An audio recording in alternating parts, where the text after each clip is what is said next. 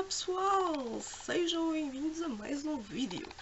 Desta vez será deveres e direitos da femme de ménage em França. Pois é, muitas questões e muita gente a querer tapar as coisas, não é? Por isso, não se esqueçam de deixar o vosso like, subscrever, partilhar. É importante que muita gente esteja ao corrente destes direitos a que nós, mulheres de limpeza, também temos, e não só. E venham de lá, eu vou pôr a vinheta.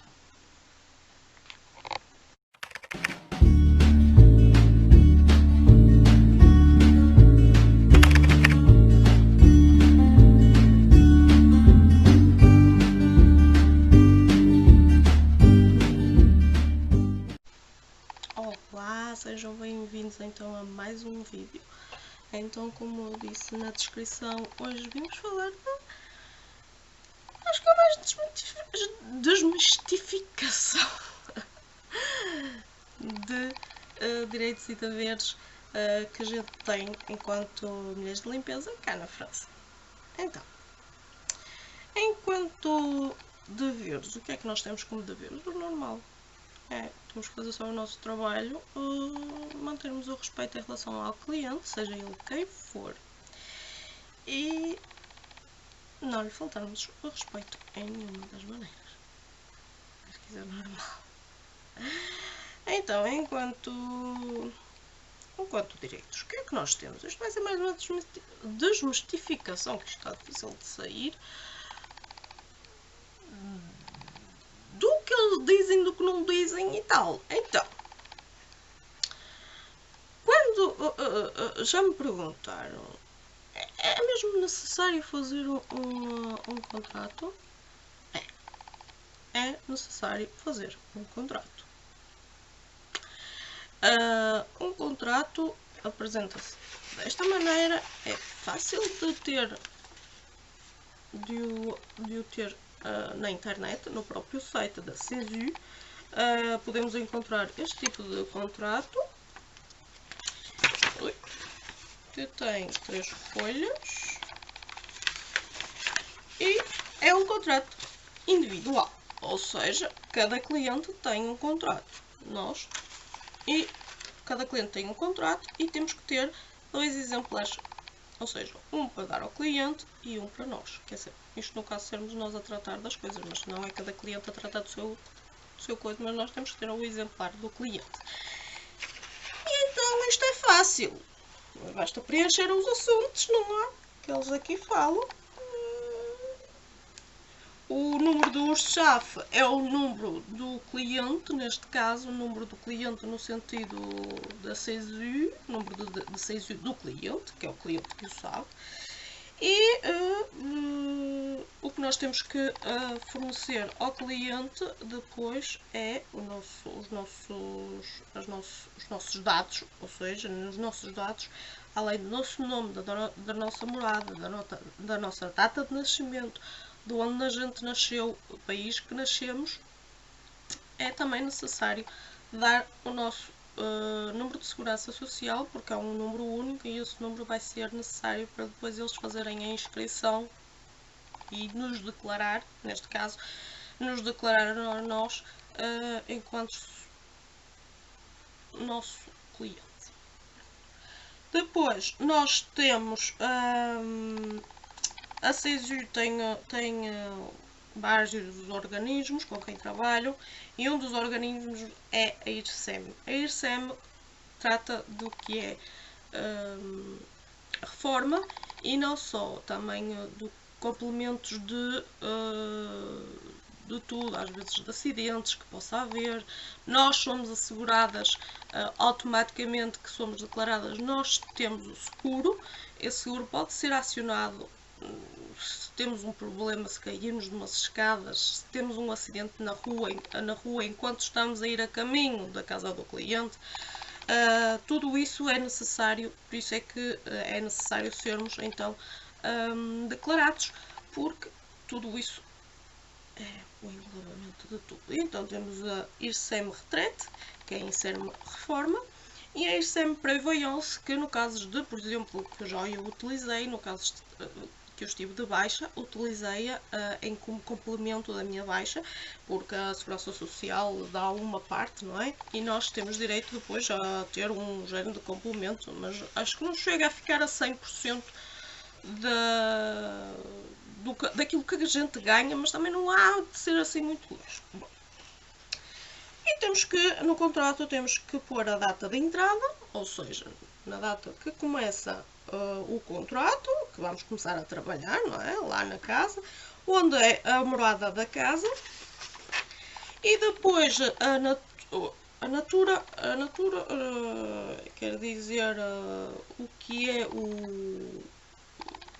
qual é a naturalidade do emprego, porque a CESU pode ser paga por vários trabalhos que são feitos, mas no nosso caso é espaço de vie, entretien du domicile, ménage, repassage, e depois temos outras casas em que aparece employé familiar A, B e employé familiar auprès d'enfants, ou seja, quer dizer, Nunu, babysitter, coisas do género, mas nós então temos que pôr a cruzinha, ou nós ou o cliente tem que pôr a cruzinha employé familiar A nível 1, ou seja, é o normal.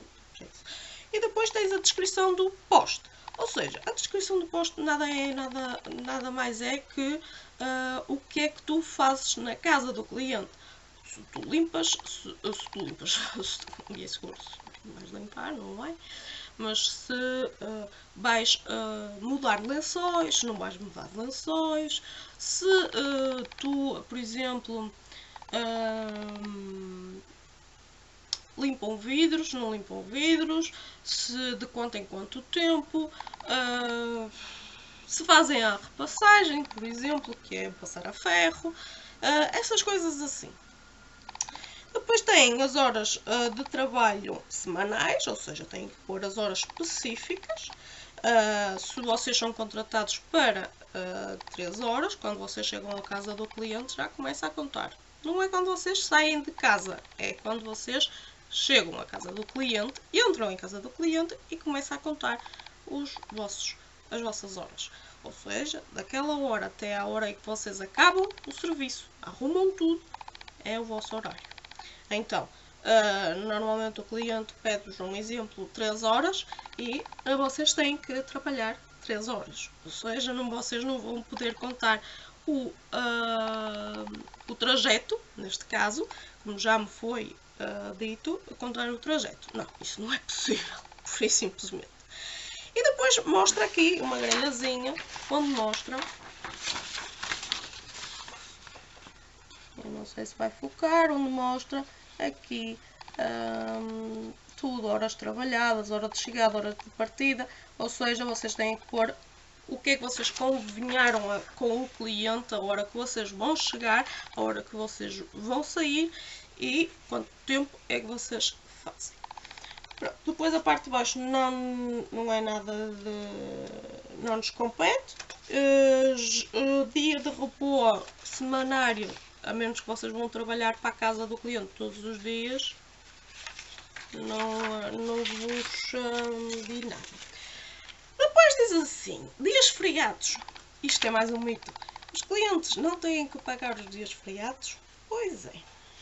Vamos ver a seguir. Dias feriados. O cliente só é obrigado a pagar o dia 1º de maio. Ou seja, aqui em França é o dia do trabalhador. E então esse dia, quer vocês vão trabalhar ou não, ele tem que ser pago. Se o cliente calhar, um dos vossos clientes calhar no dia que calha o dia 1 de maio, um ou dois clientes, não importa, esses clientes que caiam nesse dia, eles são obrigados a pagar esse dia a nós. Até hoje não, mas até eu recomeçar a trabalhar eu não tinha essa informação, e então todos os clientes que calhavam nesse dia, os feriados normalmente não os trabalho, e então não fazia com que o cliente pagasse. No entanto, esse dia é pago normal. Se vocês forem trabalhar nesse dia que o cliente vos peça para vocês irem trabalhar, esse dia é pago é pago 2 vezes, ou seja, o dia do trabalhador é um dia feriado pago. Então, como é que eu vos hei de explicar? A remuneração é dobrada, ou seja, vocês são pagas 2 vezes. Vocês são pagas o dia normal, o horário que vocês trabalham normal, porque ele tem que ser pago de todas as maneiras, e é pago outra vez, não é? A tarifa que vocês pedem para com congês, atenção, com as férias incluídas. E então, ou seja, em vez de vocês ganharem, por exemplo, se vocês vão trabalhar 1 hora, não é? Em vez de vocês ganharem 1 hora, ganham 2 num só dia. Deu para dizer? Espero que sim.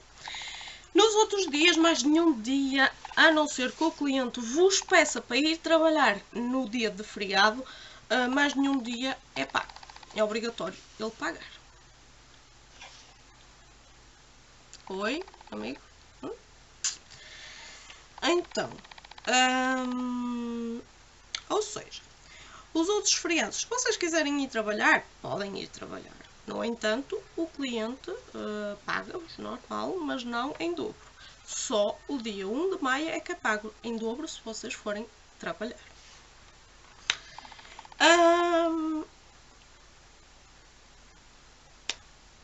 Então, outro mito que dizem em relação às férias. Em relação às férias,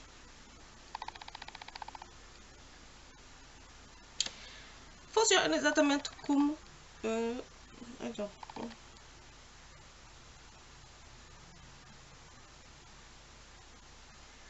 em relação às férias, é simples. Se no contrato não houver nenhuma menção em relação às férias, cá depois aqui depois da remuneração e tal, os quilómetros não são pagos.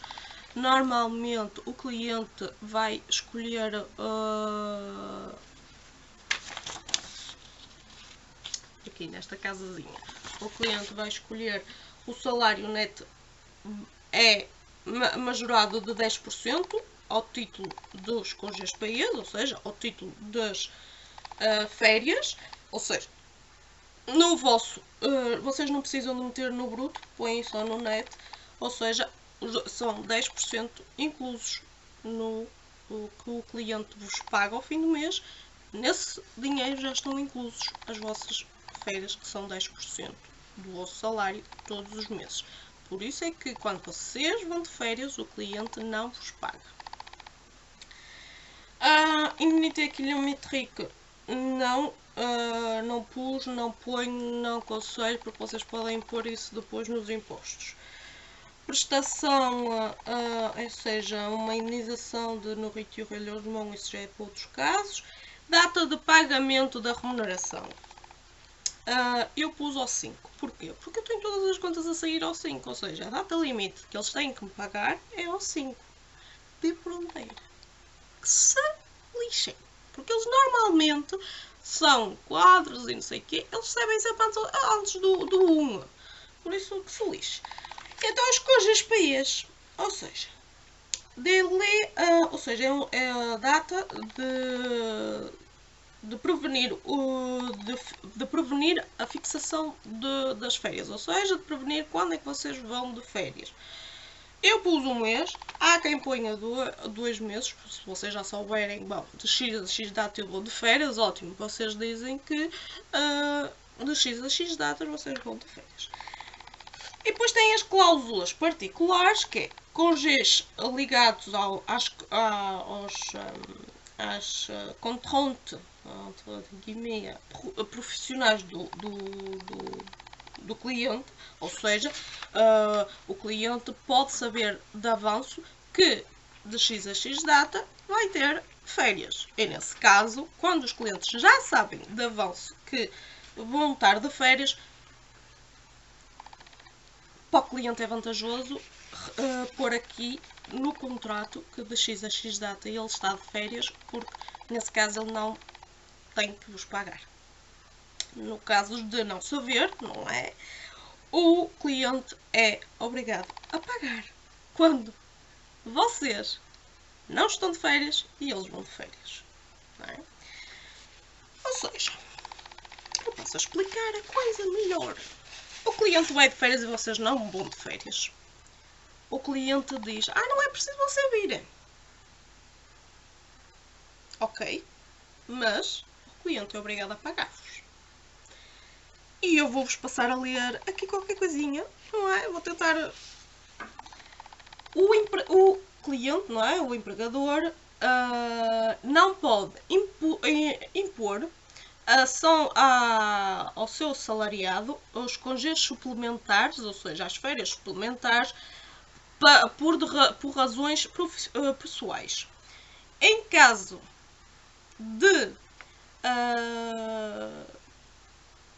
absência, de ausência imprevista do cliente, este tem que continuar a remunerar e a declarar o seu salariado. Ou seja, se o cliente vos diz que não venha fazer a prestação desta semana, automaticamente são ganhas as horinhas dele. Então, na altura do estabelecimento do contrato de trabalho e em comum acordo, o empregador tem a possibilidade de notificar os períodos de ausência previsíveis durante aquelas que ele pode mandar ao seu salariado, ao seu empregado, não é? De não vir trabalhar. E nesse caso,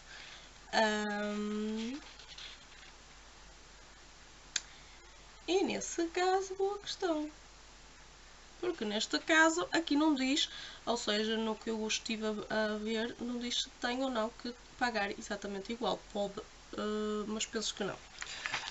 Porque eu tive uma cliente que de facto me pôs isso tudo ali escritinho, os dias, as datas. Eu tive uma cliente que me pôs as datas exatas em que ia de férias, meses incluídos, e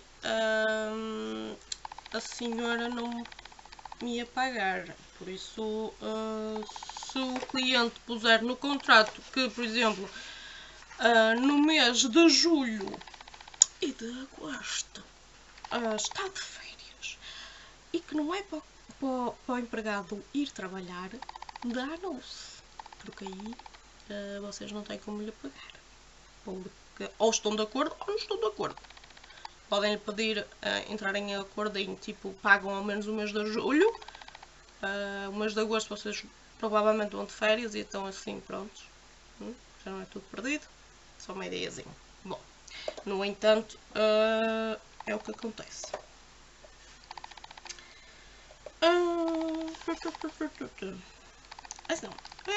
Voltando à questão dos feriados.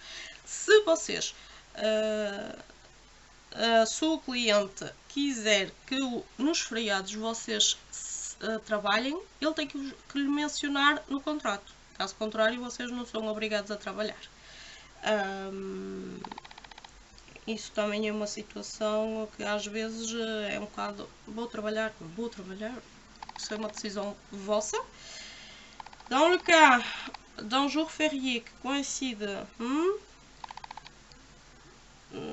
celui-ci doit être payé en taux normal, sous condition d'ancienneté et le travail. Bom, o que quer dizer que tem que pagar e não bufar, não é? Ou seja, basicamente o que muita gente tem dúvidas é e mesmo os clientes acham, ele não vem trabalhar, nós não pagamos. Não. Ou no sentido de, não, eu vou de férias, mas ele não vem, eu não pago. Isto não é assim, meus amigos. Nós temos um contrato, nós temos as contas e temos as nossas despesas a pagar. O cliente contrata-nos. Temos um contrato onde não diz de maneira nenhuma as férias em que o cliente vai gozá-las. Ou seja, o cliente, para além de ser obrigado a avisar-nos que não quer que a gente vá trabalhar porque a gente não vai adivinhar, ele é obrigado a pagar. Se, por exemplo, como acontece muitas das vezes, eu digo, olha, eu vou de X data, por exemplo, eu este ano fui no fim de agosto de férias 2 semanas. Fui do 15 ao 31. Eu avisei aos clientes, pus-los à parte da situação, eles já me disseram mais ou menos as datas em que iam de férias. Eles simplesmente, como já estavam alertados de que, porque quando vamos à entrevista, à primeira entrevista de trabalho, convém a gente saber destas regras todas, destes direitos todos, que é para a gente dizer ao cliente, olha, no entanto, quando você for de férias e por um motivo qualquer você não quer que eu cá venha trabalhar, as horas são pagas igual. Se a gente não diz nada, o cliente não vai adivinhar também, porque muitas das vezes eles nem sequer têm tempo de ir verificar este tipo de coisas à internet, ou seja, à CESU neste caso. Mas é uma obrigação do cliente, para além de uma obrigação de se informar, é uma obrigação do cliente então pagar estas férias, da gente também saber o que é obrigatório, o que é que não é obrigatório, e convém a gente estar bem informados para também o cliente ter uma certa confiança em nós e dizer assim, bom, esta pessoa sabe o que é que está a fazer, sabe que pode ou não trabalhar, que deve ou não trabalhar, o que é que tem que pagar, isso tudo dá-lhe confiança ao cliente, então é uma mais-valia para vocês enquanto funcionários. E depois pronto, vá lá, basicamente é isso. Se caso vocês partirem algo de bastante valor, normalmente se vocês partirem uma jarreta, a menos que a bicha seja de cristal, não me parece que os clientes vão fazer pagar. Pode eles ficarem amoados, que já aconteceu, fazer pagar. Não me fizeram pagar, mas no caso de fazerem-vos pagar, vocês podem acionar, então dizer ao cliente, não, neste caso se você quer pagar, acione o seguro da CESU, que é para isso que ele serve. Vá lá. E se não, vocês têm também o seguro de casa, se vocês tiverem uma casa, e aqui é obrigatório ter seguro de casa. Nesse seguro vocês podem então pedir que fazerem um constável seguro e então aí ser reembolsada a jarra ou outra coisa qualquer. Basicamente é isto. Não tenho mais, assim que me lembro de repente, não tenho mais nenhum. Não. É claro que vocês têm que saber o que é que vocês querem fazer, ou seja, é claro que se quisermos agradar, entre aspas, o cliente, temos que lhes dizer antemão o que é que fazemos. Não é? Eu, por exemplo, disse aos meus clientes que, para além de que para mim era uma obrigação, atenção, é uma obrigação para mim, porque acho que não faz sentido nenhum, ao contrário, é quando eu vou limpar a casa do cliente fazer o pó. Por exemplo, há quem não faça. Eu acho que não faz sentido nenhum eu ir à casa de alguém e não fazer o pó e limpar só o chão. Isso para mim não faz sentido. Ou seja, eu limpo o pó, arrumo, limpo o chão, aspiro o chão e tudo mais, limpo casas de banho sem nenhum tipo de problema. Ou seja, é uma limpeza completamente normal de manutenção de uma casa que convém que seja feita. E assim sendo, então temos que fazer isso. Depois eu disse ao cliente, se você por uma eventualidade quiser que eu faça as camas, deixe os hidradões em cima da cama e eu ocupo-me. Se você quiser que faça a repassagem, tem que me dizer. Basicamente é isso. Vocês no entretien de embauche, vamos dizer assim, vocês vão dizer aquilo que fazem, aquilo que o cliente também espera que vocês façam. E vocês podem entrar em acordo. Nem todos os clientes querem que vocês passem a ferro, nem todos os clientes querem que mudem a roupa da cama. Por isso, é algo a ver com o cliente e vocês se estão dispostos a isso ou não. É de vosso critério. É claro que se vocês disserem, olha, não, eu mudo a cama e posso passar a ferro, eles vão ficar contentes, não é? Além de que vocês têm que ver o tempo que vocês têm para limpar a casa, o tamanho da casa, se de facto o tempo que ele vos dá para fazer as duas coisas, se dá para fazer isso tudo que ele pede para fazer, vocês têm que saber se dá ou não. Não é assim, olha, quero que você faça-me tudo e mais alguma coisa em 3 horas numa casa de 4 quartos e 2 andares. Oi, tenha calma, nós não estamos aqui para nos matar, atenção. Vocês têm que impor limites, mas também têm que dar assim um bom juízo. Bom, pronto. Basicamente é isso. Espero que tenham gostado. Este foi mais um vídeo que espero que seja de utilidade para vocês. Se tiverem mais dúvidas, deixem nos comentários. E espero que tenham gostado. Beijinhos, abraços. Tchau!